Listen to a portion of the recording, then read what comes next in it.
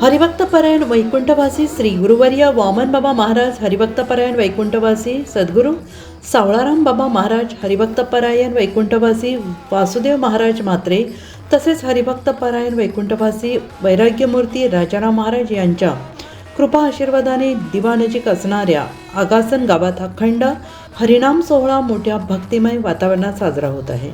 पौष शुद्ध नवमी सोमवार दिनांक 29 डिसेंबर 2025 ते पौष शुद्ध द्वादशी गुरुवार दिनांक 1 जानेवारी 2026 पर्यंत हा सोहळा आयोजित करण्यात आलेला आहे. समस्त मानवी जीवनास कल्याणकारी असणाऱ्या संत विचारांचा प्रचार प्रसार होण्याकरिता सदर सोहळ्यामध्ये महाराष्ट्रातील थोर विचारवंतांची प्रवचने कीर्तने होणार आहेत.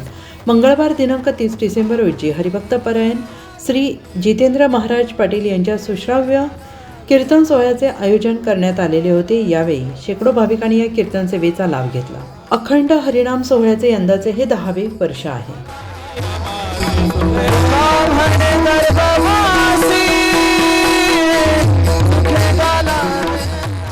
उद्धाराचा संदेह नाही याच्या काही सेवका, पांडुरंग अभिमानी जीवदानी कोवसा.